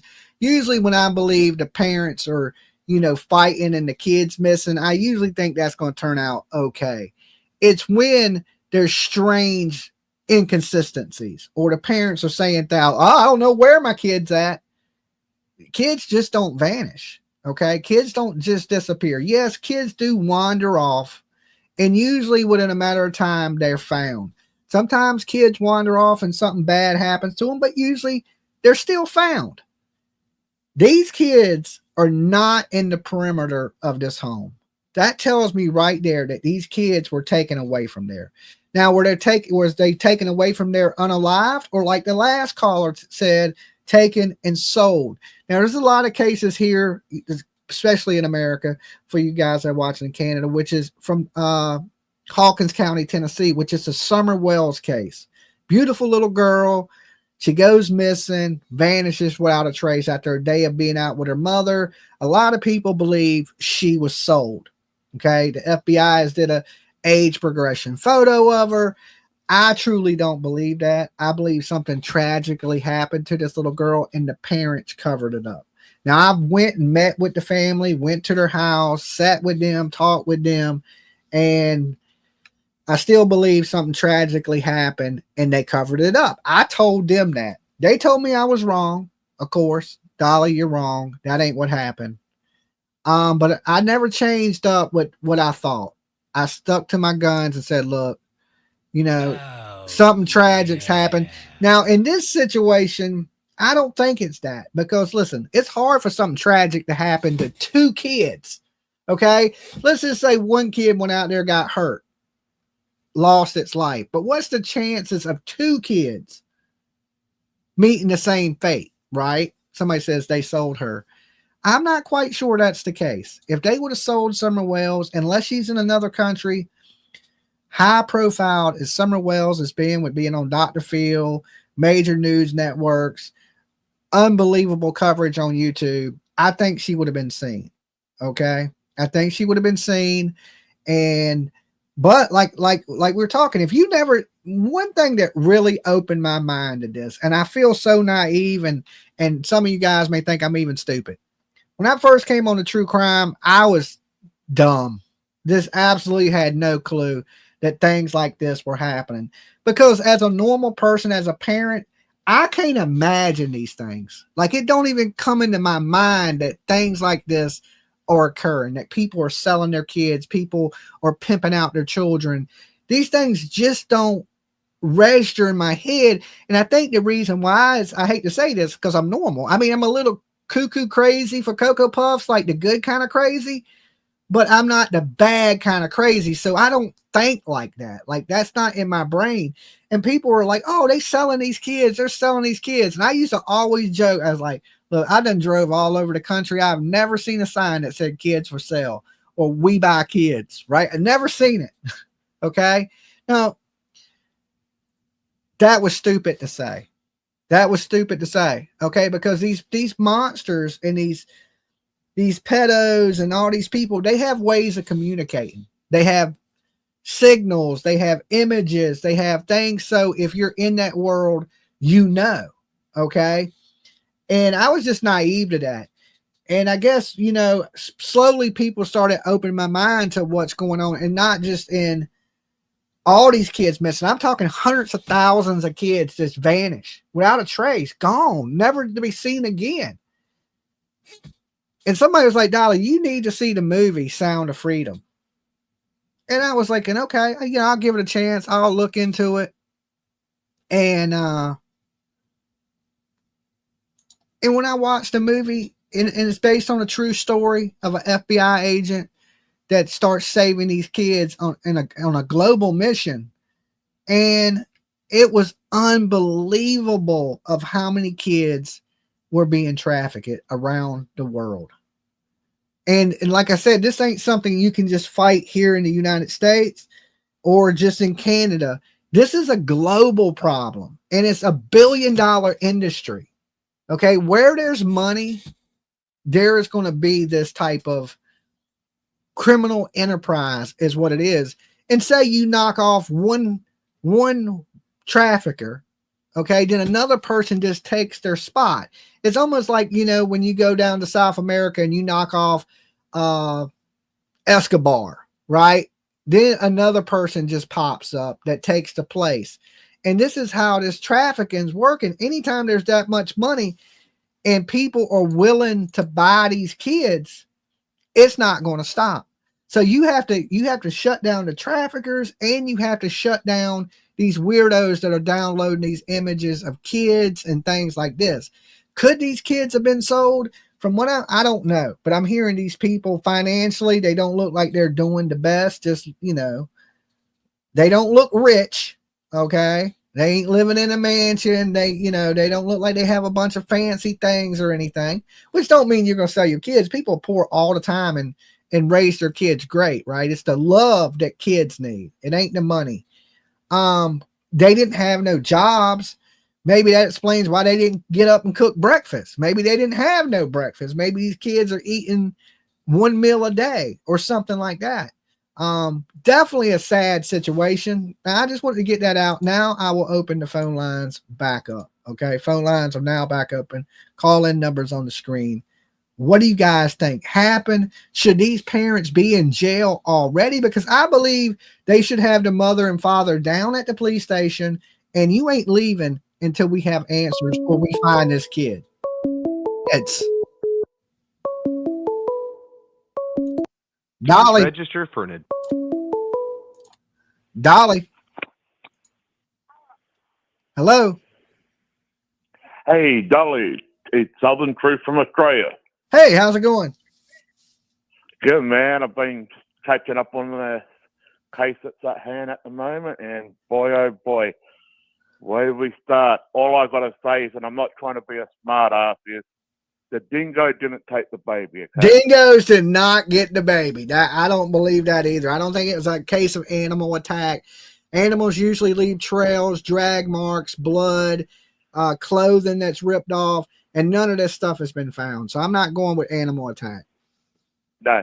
Before we start talking about the case, the reason why many people overseas talk about Australia, about the dingo ate my baby, it was actually a case here in Australia. Mm-hmm.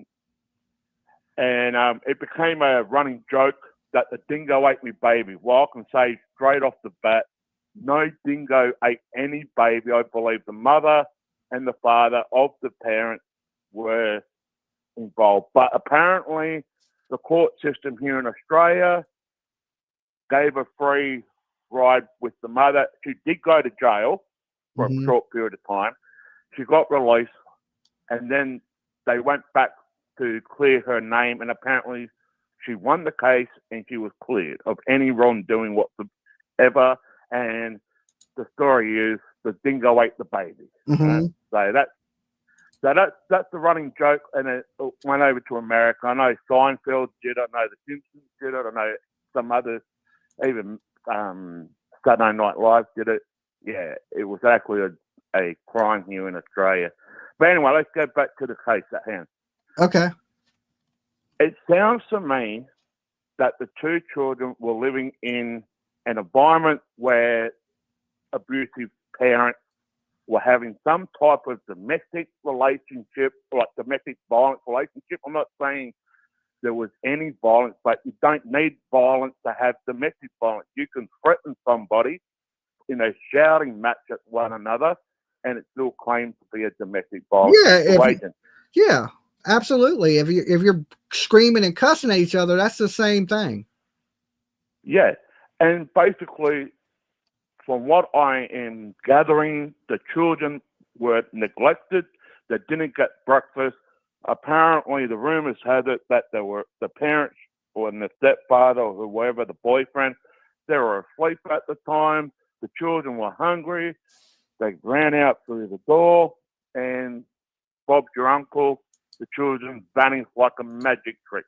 Well, in reality, children just don't vanish like a magic trick. And you know me, Dolly. I've been doing this case in Australia that's over 60 years old, where 3 young children disappeared. Yeah. Now, how does three young children disappear if only one person was involved? It just doesn't happen. But apparently it did. So I'm not saying that there was violence or anything like that between the two couples, but when the children are involved in that type of environment, they get neglected. They're the next cab off the rank after the person that wants to do domestic violence to the other partner. The children are the second worst enemy to that perpetrator that's doing the violence. And in my honest opinion, I believe that the children were abused after the fact. Basically, there was an argument on the property. Therefore, the children, according to the report that came out on the whatever the 911 call, the dispatch, that the children ran through the front, ran out the door. Well, they wouldn't got very far before the perpetrators say, "Hey, I'm going to get you," and that's what I think happened. Whoever did that, and I'm not saying it's not just one person. I'm saying there's other people involved that was on the property. Yeah, his mother and his brother were on the property, and if the kids would have went out that door like you were saying, that's right in front of where they live. And we're talking 10 o'clock in the morning when people should have been awake and moving around, and they didn't see nothing. Exactly. And also, I believe there's no video cameras or security cameras on that property either, is there? Not that I know of. No Ring doorbell cameras. I mean, it's a double wide trailer, so you don't expect to see nothing too fancy the way they're living. But you would think maybe a trail cam or something nearby that's what people should be checking if they're hunters or they got cameras on their properties, is definitely checking your trail cams right now to see if any of these kids may have went past or any animals, big animals in the area. Exactly. And I've been to Canada back in 2002, and me being Australian, if I ran away from somewhere on a road in Canada, because we drive on the opposite side of the road, I would have got hit by a car if I wasn't looking out properly. Well, No, in Australia, you got spiders over there that'll kidnap you. Them damn spiders are huge. We've got sharks here, we've got snakes, we've got crocodiles, we've got everything in Australia. Like I keep saying, everything there kill you. Even I'll say this: come to Australia, but you might accidentally get yourself killed. Everything that lives around here in Australia can possibly kill you. Yeah, that's true. But the thing is, now getting back to children being in type of an environment where there is some form of domestic violence. I mean, I'm a child victim myself for 15 years of my childhood, and I actually saved my mum's life. But if the rumors are true that the biological father is in jail, let's go back to the mother for a second. It's like insanity. When you do the same thing over and over again and expect a different result, especially when it comes to the boyfriend or the stepfather, who is also if it is indeed true, and an abuser, then why didn't you change your pattern of lifestyle? Nothing changes when nothing changes. If your biological father, for whatever reason, if he's indeed in jail or being an abuser or drugs or whatever, but then you get into another relationship of the same kind, it's like mental illness or insanity. Yeah. You keep doing the same thing over, and the problem is it falls back onto the children. And Absolutely. they're the ones that cop the blame of it all the time over, and the cycle just keeps going on and on and on and on. And unfortunately, we have so many children in the world that get taken away because of stupid, idiotic behavior of the parents. As simple as that. Yeah. Hey, well, look, I appreciate you calling in all the way from Australia and keeping up with these cases and all you do for missing kids. You be good. Yeah, stay safe, brother. Yeah, one more thing before I go. I've got to go to the gym in about 7 hours, and it's absolutely freezing cold here. Oh, it's like 100 degrees where I'm at. I'm about to go get in the pool when I get off here. I'm freezing my nuts off in here. I've got the heater on, but I'm still freezing my nuts off here. Okay. Well, anyway, man, you take care. Give my love to PJ, and keep working at that pool deck as well, man. You're doing a great job. Thank you. All right, brother. Peace. All right, man. So, freezing cold in Australia, right? It is so hot here. Let's see. My producer's calling. Hold on 1 second, guys. Hello? Hey.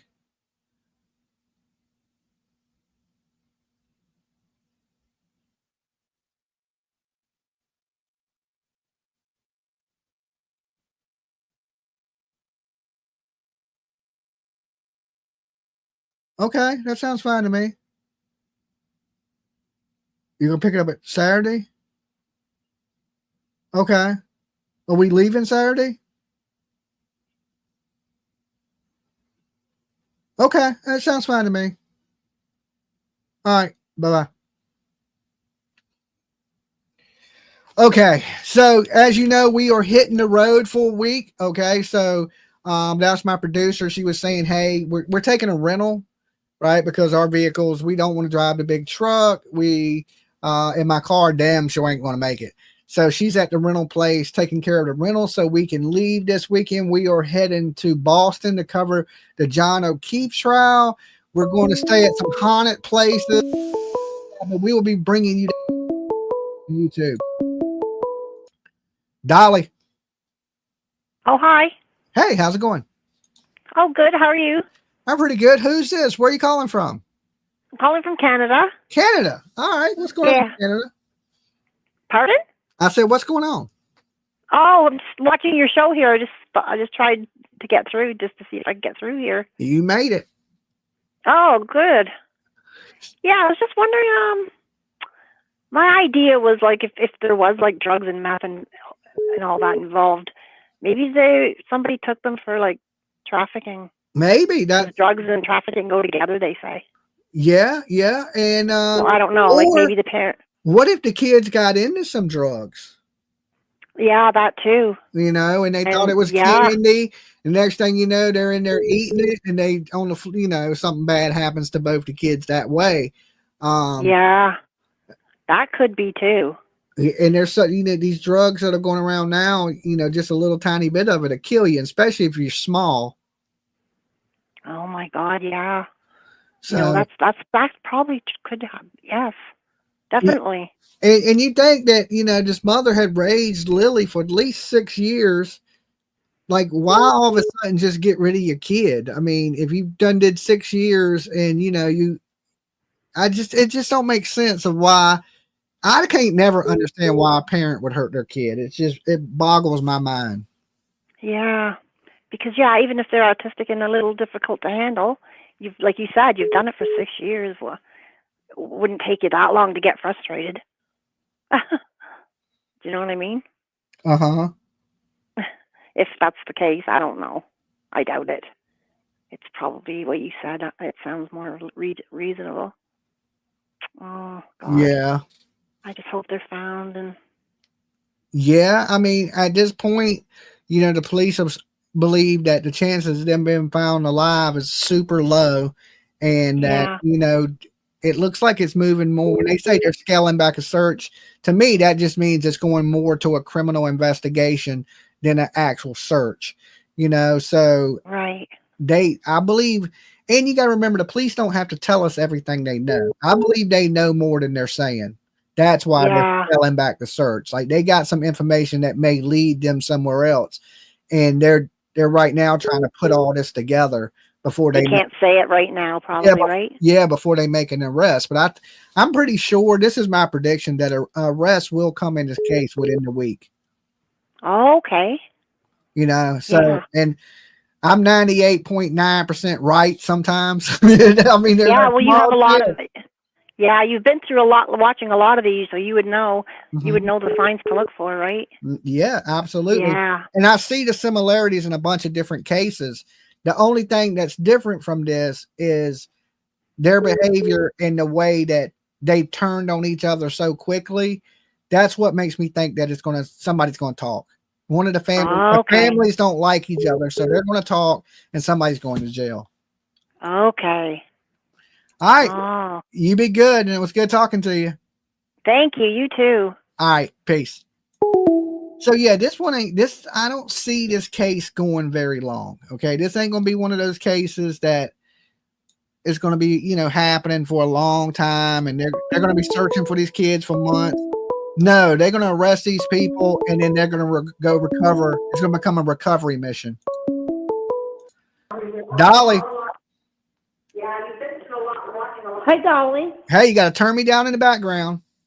I just did. Sorry. Awesome. All right. Who's this? Where are you calling from? I'm calling. This is Regina from North Carolina. Hey, Regina. Hey, thank you, Dolly and PJ, for covering these children. We that go missing. We give as many as we can a voice. Oh, I appreciate it. But I want to say this, Dolly, I am with you. I think there's foul play in these two kids. Yeah. In North Carolina, in every store you go into, they have signs up of trafficking children. Yeah. And I'm not saying these kids were trafficked, but the awareness, there's so many that are going missing without a trace. It just don't happen. You know what I mean? Yeah, absolutely. But they are child trafficking, but I don't think that's the situation in this case. I think there's some foul play going on. But I just want to say thank you and God bless you for staying on these kids. It don't matter where they're from, whether they're from the United States or another country, they need to be found. Absolutely. There's nobody's better than anybody. Every life on this planet matters. My life matters. Your life matters. Jack, Lily's life matters. Sebastian's life matters. Cody's Bigsby's life matters. Everybody, we're the same. We're equals. It takes everybody to find a kid. You know, everybody. If everybody did their part, if everybody, because there's a lot of people that are not interested in true crime and they're not interested in these things. It's just true. But if everybody did just a little bit, we would have way less missing kids.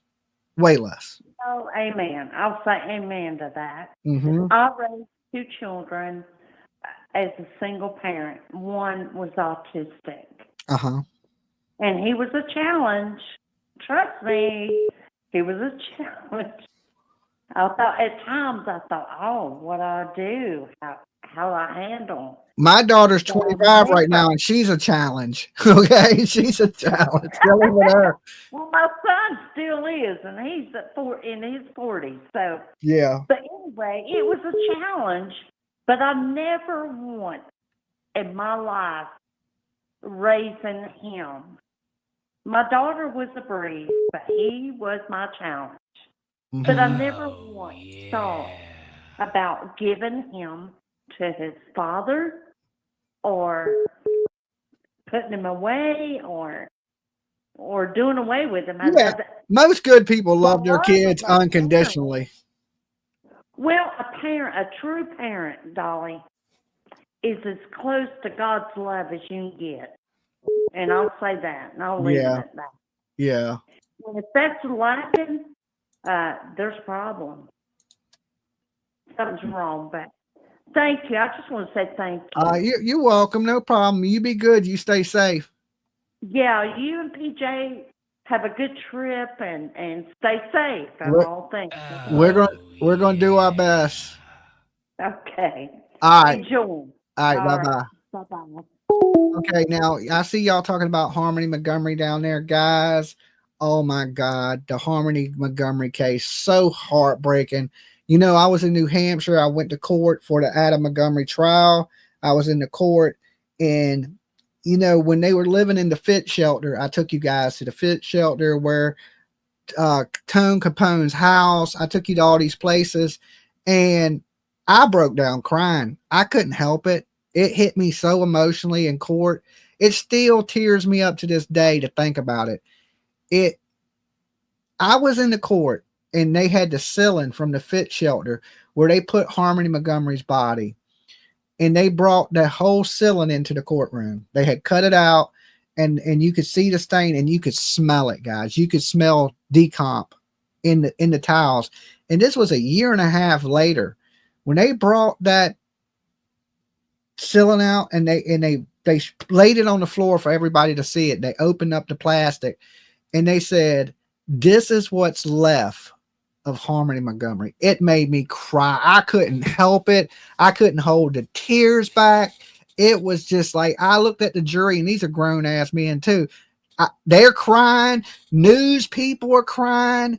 I mean, everybody stood up, and all you seen was tears. The Bellows were walking around handing out. It was that emotional. Like, it hit like, I don't care how, like, you're watching it and it's like a TV show. This shit becomes so real so fast. And it is one of the most heartbreaking things that I've experienced in true crime. So there's like a little spot of me when I hear Harmony Montgomery that hurts my heart. Like, it really, truly hurts my heart. Like, Adam Montgomery is the biggest piece of shit in the world. Okay. In the world to me. Like, that dude had a beautiful daughter. Somebody would have loved to have that kid. He basically beat that child to death. Right. Like, whatever happens to him in prison, he deserves every bit of that and worse. Right. I know you ain't supposed to wish bad things on people. God will have to forgive me when I get there. I wish nothing but bad shit on this man. Nothing but bad. He deserves every bad thing that can humanly. I hope somebody's pulling his fucking toenails out right now. And I know that's wrong. I know it ain't the right thing, but oh my God, there's little pieces of this in true crime that will take pieces of your heart away. Like you'll have scar. I tell people that want to do true crime, if you think you can come into this and not be emotional and things ain't going to grab your heart and twist it and rip it out your chest, you are so wrong. Okay. I don't care how tough you think you are. When you start dealing with little kids and the brutal murder of small children, if it don't hurt your soul, right? If you don't leave like you lost a piece of yourself, I don't know what to tell you. It is brutal. I have shed more tears in the last 3 years than I probably have in 20 years of my life. Just and trying to fight every last single tear, right? Trying to fight it. Trying not to, because look, I'm a YouTuber. The last thing I need is people posting pictures of me up here crying. And so I try to fight these tears. I can't even hold them back. Okay. It's just that emotional. There are monsters in this world. And like, listen, I tell people this all the time. I collect horror movie stuff. I got Jason Voorhees, Freddy Krueger's, all this scary stuff in my house. Texas Chainsaw Massacre, life-size monsters all over the place. Not one of them things scare me. Right? What scares me is the dude next door. Somebody that looks perfectly normal. Somebody that you don't know is a monster. I know that this is fictional and these are horror movie monsters, that they're not going to get me, right? But your people like your Ted Bundys or your Brian Kohlbergers or your Adam Montgomerys or just people that can hurt people for no reason. Art the Clown. Thank you, Brad. I'm on this Art the Clown kick, right? Got Art, my Buddha right here, Art the Clown. So, I mean, I just got so much horror movie stuff, right? I got just in reach. Texas Chainsaw Massacre, but I love horror, but I don't like real life, right? Horror movies are great. It's an escape from what reality actually is.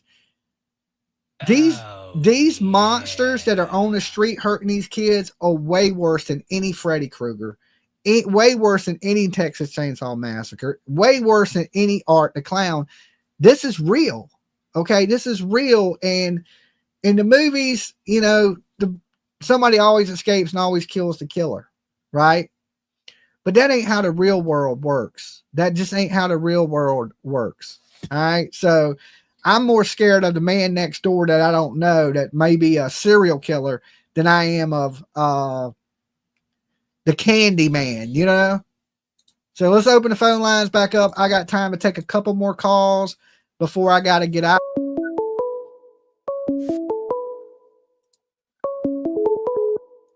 Dolly. Hello. Hello? Yes. Hi, it's Lori Shortlegs. Hey, Shortlegs. What's going on? I just wanted to say that I think that when a mother leaves the house and goes and lives somewhere else, I think the child is deceased. Yeah, I think so too. I think our mother, Because I've known, yeah, like people like Brandy and Candace, they didn't leave their homes. Yeah, but I believe those kids are deceased too. I mean, Fruitland, Idaho police say Michael Monkey Vaughn's deceased. Tennessee's a little bit different, but I believe Summer Wells is deceased also. Well, I don't know. We need more proof than just a dog. Yeah, you talking about the dog That's trail? what I'll tell you. Yeah, we need more proof than just the dogs hitting on places. Yeah, well, I'm thinking right now they need to bring in the cadaver dogs here as soon as possible before any of these scents could be lost or covered up. Yeah, I don't know why they do them second. Usually they do them at the same time. But in that case, I think they're they're doing them. For Emily and Jack, I think they're doing them separately. Well, I mean, being in such a rural area, maybe it's a situation where they don't have a lot of cadaver dogs, and they're trying to get it all together. One thing I noticed was also that they didn't give a description of their vehicle and say, has anyone seen this vehicle around, parked anywhere in the past few days? You know, because that could lead to the children. Yeah, I mean, I would start asking the public for help, like you said, about their vehicles. Have these vehicles been spotted anywhere around town? Have you seen this vehicle in your neighborhood? Because if they put those kids in those vehicles, they had to drop them off somewhere.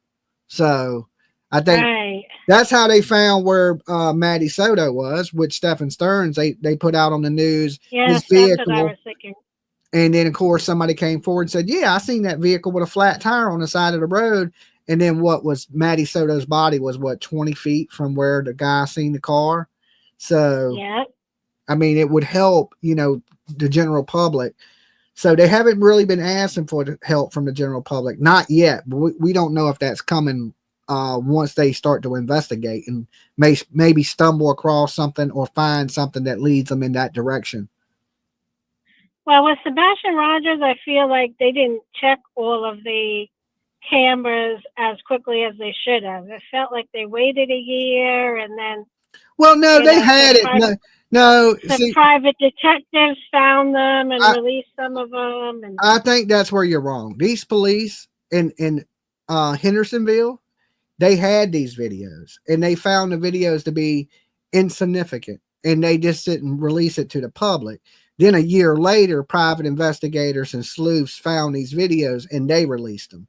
But the police had that stuff from the very beginning, Short Legs. The police, a lot of people give the police hell, but the police have solved more crimes than any YouTuber out there or any private investigator out there. Usually most people that are sitting in prison right now, if you ask them why they're there, they're going to say, well, a detective arrested me, figured it out. It ain't going to be because a YouTuber sent them to prison. So I think we got to give the police a little more credit than we give them.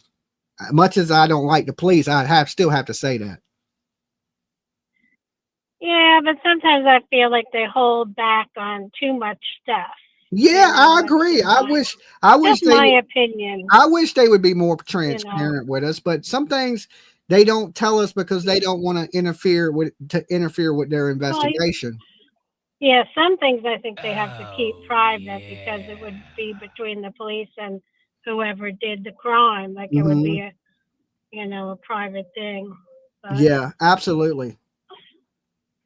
Okay, Short Legs. I appreciate you calling in and chopping it up with me. Okay. You be good. Okay. All right. Peace out. Bye-bye. Yeah, we got to give the police credit. Listen, I know everybody hates the police, right? Because you got a speeding ticket. Now we hate them. But they usually solve the crimes. Okay. Dolly. Hello. Going once. Going twice. No sale. Okay, I don't know who that was. But just remember, guys, if you call in, make sure you turn me down in the background. Make sure you tell me who you are and where you're calling from so I know who I'm talking to. The local police here are usually great when it comes to cases involving children, but drop the ball on adult cases. I have to say this. Virginia's pretty good about locking you up and finding people. Dolly. Hey, Dolly. My name's Ashley. Hey, Ashley. How you doing? I'm good. I'm in New Brunswick. Okay. I just, I wanted to point something out where you were still on Google Maps. Uh-huh. If you, scroll out, there is a lake that's, less than a kilometer away from that house. It's called Lansdowne Lake. Okay. I just thought that was kind of interesting if you zoom out. So what do you think? These kids could have possibly made their way to this lake? Well, if they said that they could have traveled up to 6 kilometers and the lake's less than a kilometer. Oh yeah, like a straight shot. Yeah, right? I see this. Yeah, to the right. If they walked out their house and went to the right, yeah, there is a pretty big lake right there. I don't know. I just thought it was kind of interesting.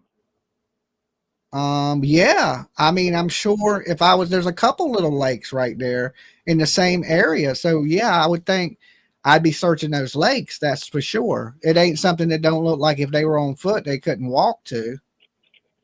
Yeah. It's a good little hike, but nothing within a couple miles. You're right. No, I don't know. I wanted to get on and kind of point that out to you. I don't know why. I hope that ain't Yeah. the case. You know, one of these kids, I hope that's not the case. I mean, anything's possible, but then we got the weird behavior of the parents. It kind of don't line with the kids ran away, Yeah. Like her constantly saying we in the interview, it sounds like it was really like talked about before, Yeah, and I mean, in the Maddie Soto, Jen Soto, when she gave her interview, she kept saying we too. We took her to school, we dropped her off, and then come to find out it wasn't we, it was him. Yeah.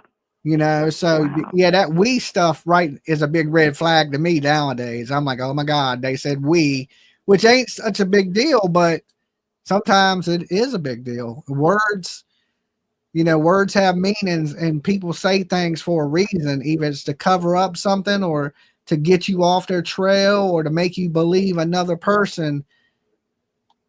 So them words are important, especially at a time of a missing kid. Yeah.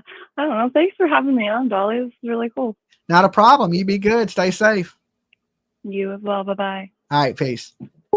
So yeah, everything that comes out their mouth right now is very important. I mean, it's just as simple as that.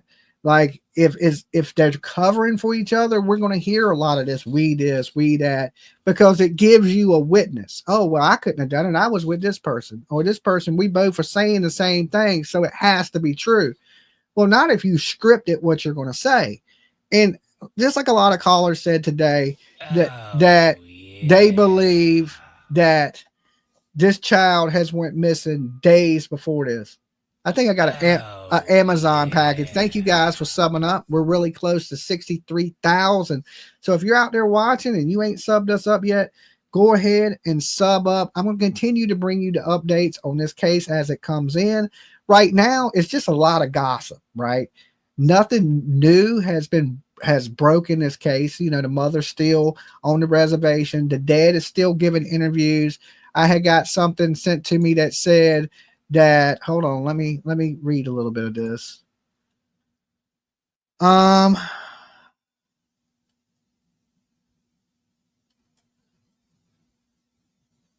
Okay, searchers are saying that they were out there yesterday, that they got a call and said they were no longer needed. RCMP knew when they called that they would be heading into day 6 today. Today, they explained that it being day 6 and the likelihood of survival was not feasible outcome.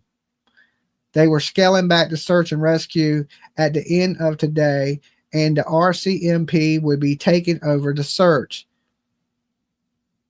So we know the major crime has been investigating since Saturday.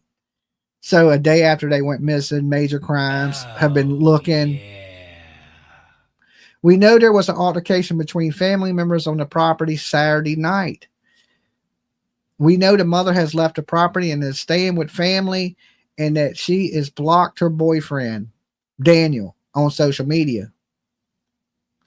We know she has been told not to talk to media. We know that Daniel was questioned for 4 hours last night. Okay. And these are just some of the things that are coming out in the situation. And this one post is another poster that said, stepfather was doing an interview with CBS News when I drove by 1.5 to 2 hours ago. There was also a few RCMP vehicles with a small boat parked around 1 of 1.5 miles from the property. Not sure if they have done the search already or getting ready to search the 2 small bodies of water that are there.